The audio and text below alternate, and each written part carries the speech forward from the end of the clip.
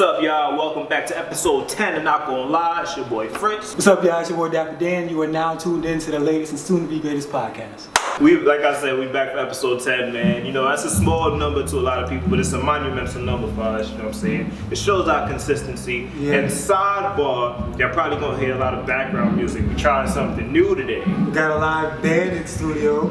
Shout out to the Roots behind us. Clap it up, studio audience. Yes, sir. But like you said, episode 10 is a real big deal because everybody thinks podcasting is easy. I'll tell you what's easy. The first episode is easy. After that, this becomes a job. Tedious. Very tedious. But, you know what I'm saying? But shout out to y'all for keeping us going. Remember to like, comment, subscribe. Follow Not Gonna Lie on Instagram at Not Gonna Lie Pod. And let's get into it. The live band is going off. The live band is going off. And I wish the conductor would cut it while we talk. But anyway, we got stuff to talk about, so let's get into it. We don't really talk about college sports too much. Like, we talk about NCAA, but we don't really get into the sport too often since we've been lacking on that. But college basketball just started, so we got time. But regardless of that, college football, we're entering close to the playoff season, bowl season. Bowl season, yeah. Next week will be bowl season. Something that was really big that happened last week was Alabama. You know, the Alabama is one of the biggest organizations and biggest schools when it comes to football, college football in general. They had their second loss. It was a soul-crushing loss to their rivals, Auburn. They lost 45-48, and the reason... Huh? Wasn't it LSU? No, it was Auburn. It was Auburn? Auburn, bro. Oh, I tweet. He doesn't watch. I tweet. Go ahead. You're fired. But they lost because their kicker, unfortunately, missed the goddamn field goal. So they lost by 3 points. And thus, because of their loss, they're not in college playoff contention anymore. Which brings me to a topic that I wanted to bring up. And it's something that I've been wondering for a while now. Growing up, the college playoff. Well, there wasn't a college playoff growing up. It was just I think it was 5 years ago they instituted that. Just about, but they would basically pick the top 2 teams in the nation and have them play each other in the championship. And then now they implemented a college playoff where it's the top 4 teams. I don't think it's fair for a team like Alabama. Well, Alabama makes it all the fucking time, so they're gonna be alright. But just, you know, for the sake of conversation, it's not fair to Alabama with them being such a high-ranked team, only losing twice, and they're more than likely not going to be able to play for the national championship. How many teams would you say, or would you suggest, if you were to expand the playoff format in college football? That's a tough route because there's so many teams in the nation. Like, it's really like mad teams in the nation. That's a fact. But I guess if I had to cap it, I'd do a little mini tournament of maybe, because it's football, you can't play too many games. That's another thing you got to factor in there. I'd push it maybe 8 to 10 teams. I feel like that's a good number to push it to. Because the biggest thing for me about the whole 4-team situation is just that there's different conferences, and different conferences have different strengths of teams. Mm-hmm. Like the other day, they were having a debate about Clemson being in there and Clemson, you know, being undefeated. And if Clemson really were to lose one game, they'd be out. But the thing is, like, football, you know, anybody can win at any time. That's why we kind of love football. With basketball, it's more so like, if LeBron's on the court versus, like, the Cavaliers, like, he's gonna dog them. But, you know, like football, any day, anybody who game plans better can win the game. So it's kind of like, with that being said, it's like, can you blame Clemson for, like, where they play at? Like, you can only play who's in front of you. You know, like, they come at LeBron a lot for, like, saying, oh, you got all that time to the finals because the East is easy. You know what I'm saying? Jordan had to go through this, that, and third. But, like, you can only play who's in front of you at the end of the day. And that's my biggest thing with college football playoffs right now and the rankings in general is that it's about strength of schedule and record and all that stuff. But there's so much people that, like, are deserving of these spots. Like, Oklahoma is, like, I think 7th or 6th. Utah's like 5 or 6, one or the other. And then, like, they both belong in there. You know what I'm saying? Georgia's 4. I feel like Oklahoma might deserve it over them, but Oklahoma took a loss to a Kansas State team that's not ranked. So, you know, that's where my dilemma is. Like how much do you weigh a loss versus another team's loss? Right. It's like, it's just too many variables to weigh for them to only have 4 teams. But yeah, no, I agree. I was thinking 8 teams, but 10 teams would make sense too. Have a little like wild card game. Yeah, like just for that would be cool. But I definitely think 8 teams would be a more sensible number. And if they're worrying about like strength of schedule and who you beat, this, that, and the third, then they should probably try and tweak the schedule a little bit. To have more competition or whatever the case is. Have the top teams play each other more often. So, but I feel like definitely allowing 4 more teams to get into the playoffs would just make for a more exciting brand of football. And it's just going to give more teams more opportunities. Like UCF, in the past couple of years, that's one team in particular that a lot of people were advocating for, that they didn't make the college playoff. They didn't make the college playoffs, so like it would make more sense for it to be. Yeah, and I sometimes feel like they're breeding a little bit of favoritism. Yeah, it's a lot of favoritism. So like, I just feel like it's not a fair system. Like 4 teams making the college football playoffs out of they outranked 25 of them. Like, and there's a bunch of other teams that aren't ranked. So like, there's got to be a way to include at least close to half of the 25 teams. Make it make sense, NCAA that. Yeah, maybe one tournament for like the real national championship, and then like a lower tier tournament maybe. Like so like how basketball has like the NIT. Yeah, that would be cool. So like something like that would be cool. But it's like they just brush it off with bowl games and just say be happy about that. Yeah, but I'm not feeling that.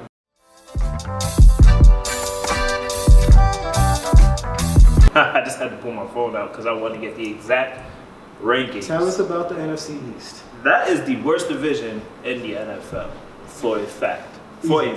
I'm just gonna read the win-loss records of all teams. So we got the motherfucking bum-ass Dallas Cowboys leading the fucking division at 6-6.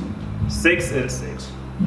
We got the motherfucking Eagles at second at 5-7. We got the Washington Redskins at 3-9, and our New York Football Giants at 2-10. Yeah. Boom. I think it's dick riders in the background. The reason why I wanted to talk about this division. The reason why I wanted to talk about this division is because it's like your toe not tapping? It's not. I'm trying to focus. The goddamn music. Go ahead, I'm sorry. They're feeling your vibe, bro.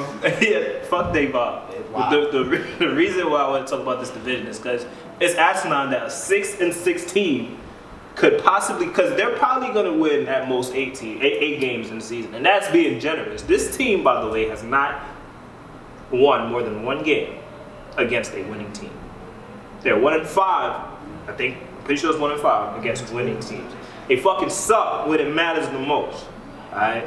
And that shit pisses me off. And I feel like the Eagles are letting them run away with the division. Who do you think is going to win the division, and where do you see them ending up as far as the win-loss record? I feel like the Cowboys are going to end up winning mainly because I've never been that big of a fan of Carson Wentz, and I feel like he's been folding this season. Yeah. He's been what I thought he was this season. You always thought he was a bum? I think he's a bum. I just think he's barely over mediocre. I think he has the wheels a little bit that puts him a little bit over the average white guy quarterback. Right. Maybe because he's a ginger. I think he's a ginger. He's a ginger. But you feel me? Other than that, it's like I think the Cowboys run away with this. Like you said, I think run away. Yeah, I don't feel like the Eagles. Like I'll come on here, take my comments back if they do, run the table. But I don't see them running the table. I think the Cowboys finish maybe 8-8, maybe 9, 9-7, maybe. I don't want to give it to them, but maybe. I don't know who they play for the rest of the season off the top of my head, so it depends. But however, the Giants are no factor. Sad. The Redskins are no factor. Very bad. And the 2 teams that are a factor still suck. Like the Cowboys have a really talented lineup on both sides of the ball. I don't know why it's not working. It might just be the coach at this point. So like you say, we'll see. But Cowboys, in my opinion, definitely. And the way the playoff format is, they can end up having a fucking home game against a team that probably will have like 3 more wins than they have, which is ridiculous. It's unfair. And I don't think the Dallas Cowboys are going to do anything in the playoffs, let alone, I hope they don't even make it. But that's just me being a Cowboy. They're going to make it, but they can probably, I picture them losing first round. You got something to say in the background, sir? Hater! Fuck. Watch sports. But I mean, we're gonna see what happens with the NFC East. You know, next year, the Giants is coming, man. Nah, Giants yeah. Danny Dimes is coming back with a vengeance next season. Motherfuckers. The Not Gonna Lie podcast said it first.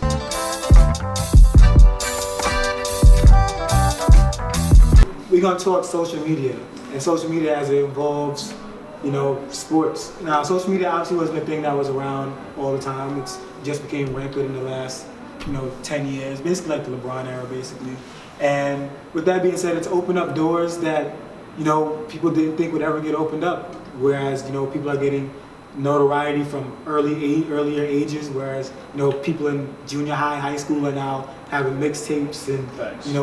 Millions of followers and offers at age 13, and which is great, but at the same time, it's a lot of exposure at a young age, and there's a lot of room for a lot of negativity.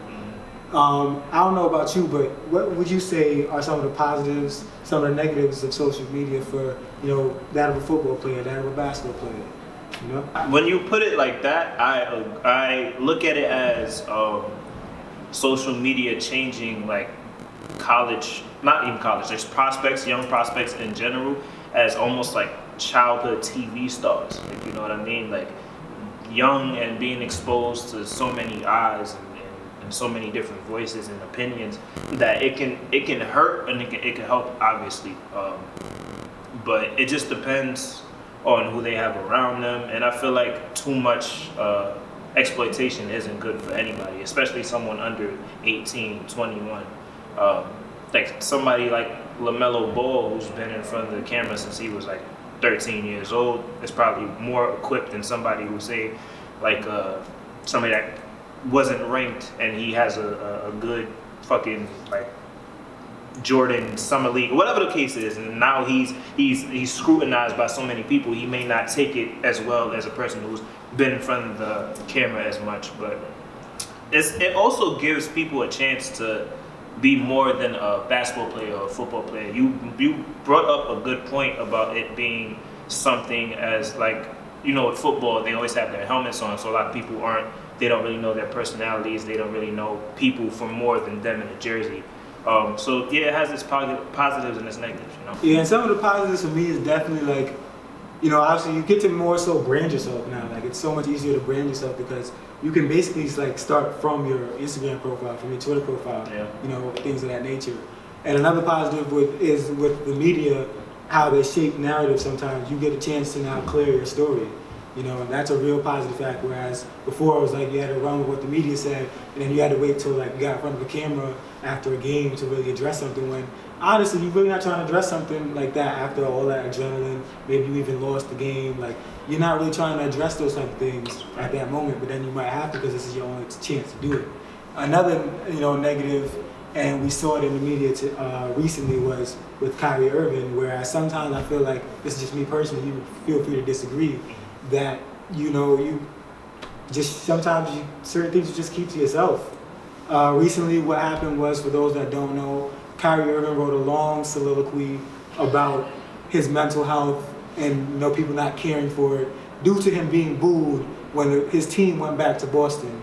Which Boston is ruthless, by the way, because I don't even think Kyrie was there. Man, they were looting Kyrie and he wasn't there. But not to cut you off, but I need people to realize that Boston, New York City, Los Angeles, kind of, sort of, Philadelphia, and Chicago are the most ruthless cities and have the most ruthless fans. So you should expect that type of reaction. So, but I'm gonna let you just. I was pretty much finishing up, but basically, how do you feel about his long soliloquy? I don't know if you read the paragraph. I didn't read it because I just stopped reading. I was like, this nigga just chatting. Yeah. But I just sorry to cut you off before you start, but group that into what people have already thought about Kyrie, and how people just feel like they don't know how he feels when he's out there. Like people just feel like he has mood swings. We don't know what mindset he's in when he walks out there. I mean, I feel like he's definitely adding fuel to the fire as far as the mood swings are concerned.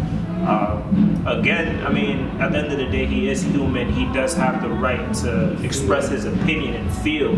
But again, you're an athlete. You left an organization Granted, you did it, for yourself and for your mental health and for your happiness, but you can't be mad at an organization for booing you. Like, he half-assed it last year. And then, so that's what you told him, if you'll have me back. You know what I'm saying? Like, you dead said that you were going to come back. And granted, things change, people change, but he can't be mad at that. And it just goes back to my point. Like, Boston is one of those reckless cities. Like, Boston might be a little more reckless than New York. It's a toss-up. It's a toss-up. But it gets crazy. Like, Los Angeles is on the bottom, but those other 4 cities like Boston, Chicago, New York, and Philly, bro, like the fans, we go crazy for our sports teams, and we gonna violate whoever leave us. Like, you see what we was doing to KP, and that, like, He played the game and he left. That's it. He wasn't chatting on no social media. That's Like, why AD went to New Orleans, got booed every and dropped second. 41 points. That's what you gotta do. Like, that's how I feel like you respond to that kind of criticism, not kind of criticism, but something that happens to you. Like, that's not something I feel like you go to Twitter or you go to your Instagram and post about. That's where I feel like it's a negative, because sometimes some people don't know when it's too much, or when it's something that just keep in the thought bubble. Granted, it's your social media, you do what you want with it, but you can't be surprised, especially when you're somebody in a predicament, in a position of a Kyrie Irving, that something like that happens and that backlash comes, especially with the history that they're trying to build that you have. Not that he's never come out and disputed it or said that is the case, so that makes it even worse. So people are just adding fuel to the fire of what the narrative is becoming about your personality. Though Kevin Durant has come out and said no, he's a regular guy. Other people have come to your defense. You're not helping your case in the same. So that's all I really have to say on Kyrie. And Kyrie, man, you just gotta go out there next time they play Boston, cook them up. That's it. You're an incredible basketball player, bro. Just play ball. That's it. You can speak when you need to speak, but you know what I'm saying? I would just rather you play ball in that scenario specifically. But that's just that. Since we're on the topic of basketball, I don't think we talk too much about role players. I don't think role players are given enough credit when talking about championship teams and just successful teams in general. So I made a top 3 list of role players that I feel like are under. Top 3? It was supposed to be more than 3. That's why I did this, but I just did it. I made a top 3 list of underrated role players that I feel like are underappreciated. The first person on my list, Paul Millsap. Paul Millsap, I feel like is a person that since he's been in the league, his young years in Atlanta and his years in Utah, like, he's always been a consistent player. He's always put up great numbers. He's always been a Swiss Army knife, which means that he's been able to do everything on the court. He's been able to rebound. He's been able to defend the best player. He's been able to shoot threes.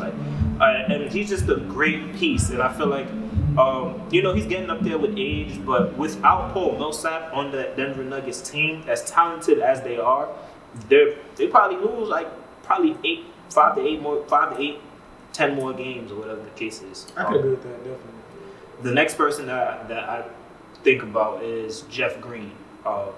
Jeff Green he was a part of that young core in Oklahoma City with Kevin Durant and James Harden and Serge Ibaka that went to the NBA Finals. And I feel like, again, that's another player who was very underappreciated. He had great years in Boston. He's currently in the Utah Jazz at the moment. I feel like that's a great scenery for him, where he can, utilize. He can be utilized perfectly, play a good 15, 20 minutes. And number 3, this is a biased opinion, and I'm putting him on this list because he's underappreciated. I wouldn't say underrated. Is Derrick Rose. He's underappreciated because he's still coming off the bench. I don't understand why he's still coming off the bench. I mean, minutes. He's playing like 24 minutes, 25 minutes a game. If you start, I don't know. I just feel like he's underappreciated. That's true. He's very, very underappreciated. I don't feel like there is any guard better than him on that Pistons team. But I still need to start because Lou Will don't start and he's better than Pat Bev. But he doesn't need to start because of how excellent that starting lineup is. You don't think it gets better with Lou? That Pistons lineup is garbage. That team is garbage. But if you add him in the starting lineup, I feel like it gives you a better chance to win. I guess. But that's just my 3. All right, so my 3, I had a longer list because it was supposed to be more. But regardless, my list gonna go out. Let's pick and now my list is gonna be familiar names. Definitely not, as low key as a Jeff Green. Even though Jeff Green is a known name, nobody's not familiar with Jeff Green if you're a basketball fan, but definitely underappreciated. But my names are just people that I've noticed that like really can ball, but don't really get the credit for how well they ball. I feel like nobody talks about them because a lot of the media just pushes a lot of superstars now. We don't really push like what really people that really contribute to the team to really get these wins. No. Beyond just the the duo or the super team 3 or whatever you want to call it. So to start off my list, my personal favorite, I'm gonna go Drew Holiday. Mm-hmm. Drew Holiday is this current era of the NBA's Mike Conley to me. Like in a sense, whereas he's truly, Drew Holiday has made an All-Star team before, I believe. Yes, he has. Unlike Mike Conley, who played in the West, so he didn't really have a chance to. Plus, he played in Utah, which is like 2 swords in your heart at that point. But Drew Holiday is just everything you want. Memphis. Oh, so I said Utah, my fault, Memphis, sorry. He's in Utah now. But as Drew Holiday, he just does everything you need a point guard to do. He defends, he's a lengthy guard. Combo guard at that. Combo guard. He's a point guard and shooting guard. He defends, he can shoot, he can get to the lane, he passes it. So there's not really much that like you can plug Drew Holiday on pretty much any team I can think about, and your team will get better because he knows how to just run the offense, and on top of that, he plays both sides of the ball, which you can't really ask for much more because most people don't play both sides of the ball anymore. Like most people, specialize in one area or the other, whereas he can guard a ball a little and still drop, 18, 6, and 4 efficiently at that. So. He's been the little bit of life of, the Pelicans along with Brandon Ingram, of course, but those two are what's carrying that team right now. So I want to shout out Drew Holiday definitely because I think he's up there in terms of just players that should be noted. Another player that doesn't get much mention, but is actually nice. This person actually gets a decent amount of mention. He's probably the number 2 on his team, actually, but I feel like people don't really recognize his skill for real, is Jamal Murray. Jamal Murray is a certified bucket. He is. A certified bucket. He is. But I feel like, I don't know, it's your list at the end of the day. I don't really feel like he's underappreciated or underrated at the end of the day because he got that $111 million extension. He's like the number 2 option on that Nuggets team. True. But I'm also talking to people that don't talk about his skill in general. Because Drew Holiday is not necessarily underappreciated because he is the starting point guard on every team he's played for, you know what I'm saying? He just doesn't get the recognition because he plays amongst the more flashy guards, and it's a guard-driven league now. They're not really appreciating the guys that play, defense. I feel like if Jamal Murray wasn't so streaky, he would get more recognition from that. Probably, but his scoring acumen is something to be noticed, in my opinion. The way he can score from pretty much anywhere on the court. He has the 3-ball, he has the mid-range shot, he has the handles, he has the, he can get to the lane. He can pass a little bit too. I think he'd average more if it wasn't the fact that the offense ran pretty much through Jokic. Because I've always been interested to see Jamal Murray on his own team, to be honest. Not his own teams per se, but like a team where he doesn't have to defer his point guard duties, I'll say that.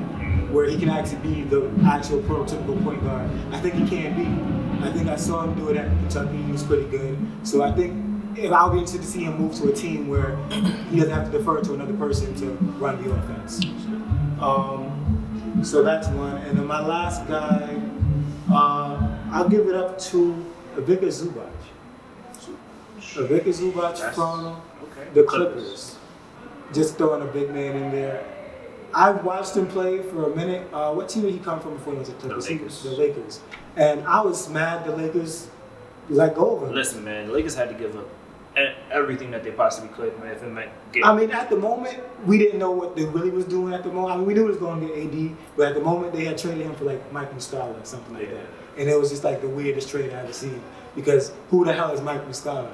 And because when you really look at his production and the little bit of minutes that he plays, he can really get you 36 he can really get you 10 and 10 in like 15, 20 minutes, bro. Maybe less, maybe around the lines of 17, 18 minutes. He can really get you 10 and 10 and an efficient 10 and 10. He'll go 8 for 9 with 7 boards easily a game. and that's crazy to me. And that he doesn't really get much recognition, besides like when people actually really watch the Clippers play. But besides that, like on a wide scale, when you talk about big men, you don't really talk about Zubac. And I think he, on his own team in a bigger role, could be like a good starter. A good starting, power forward, center, however you want to call it these days. So definitely want to give mention to a bigger Zubac. I fuck with that.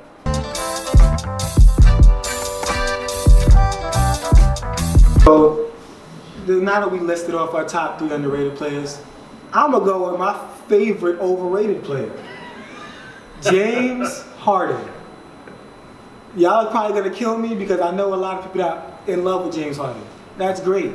Y'all are stupid. So, look, James Harden might be the most overrated player to me. He scored 50 points.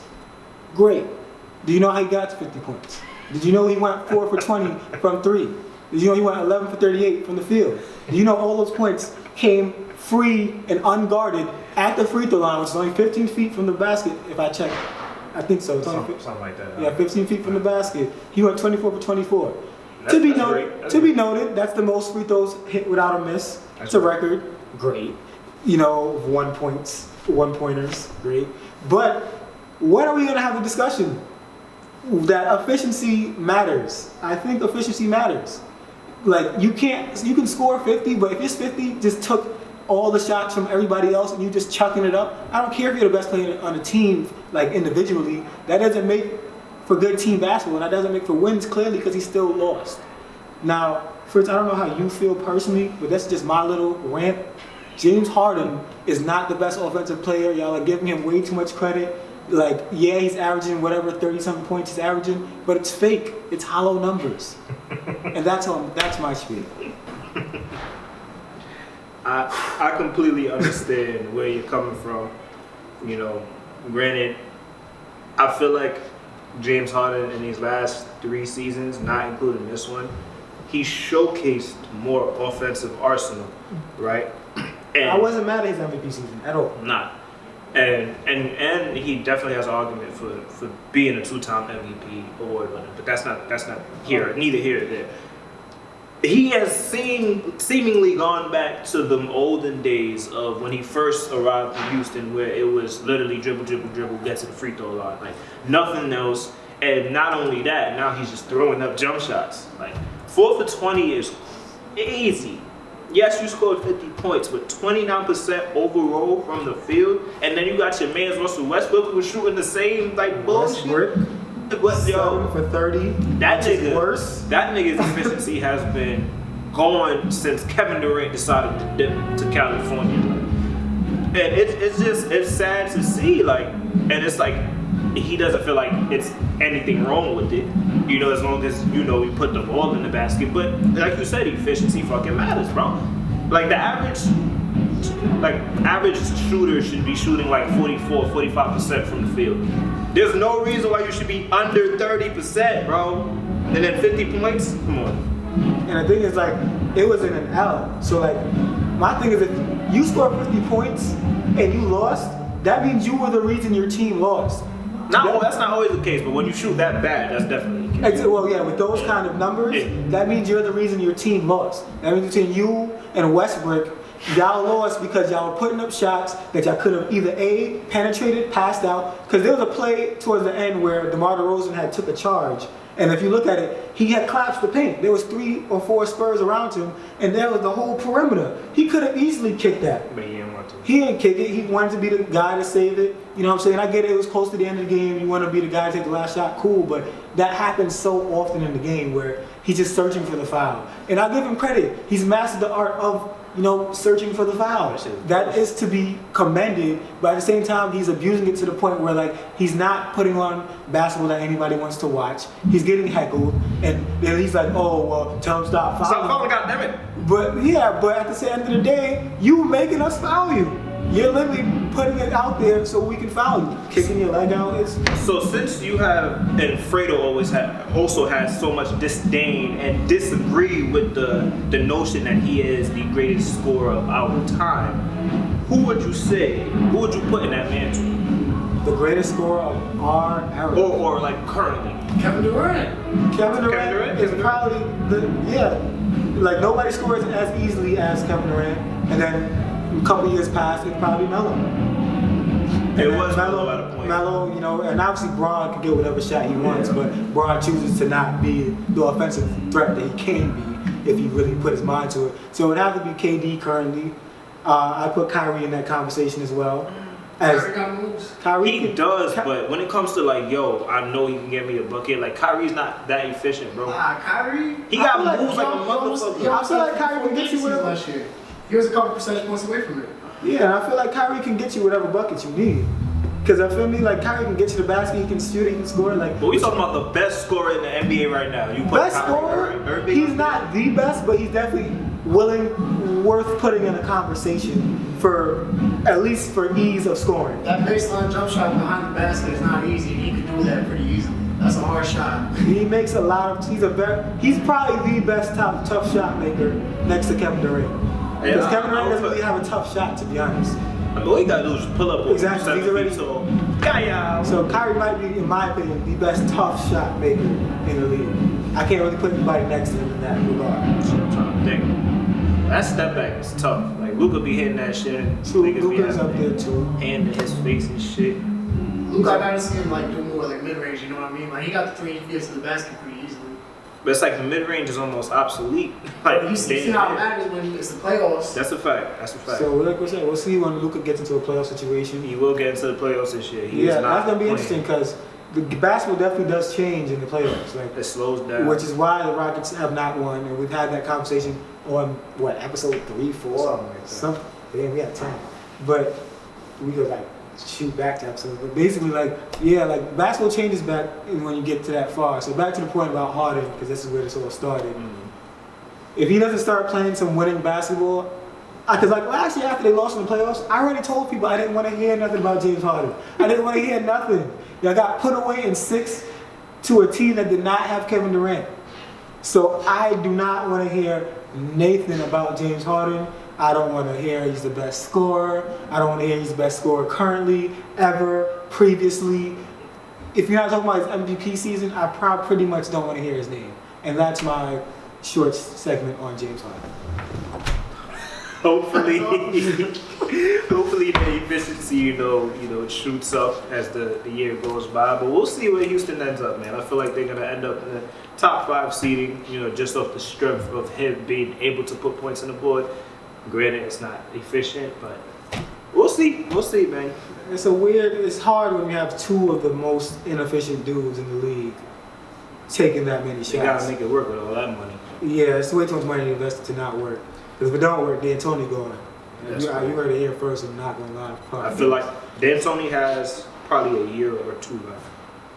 And if this season goes really awry, it's over. So be on watch, Mr. Mike. D'Antoni.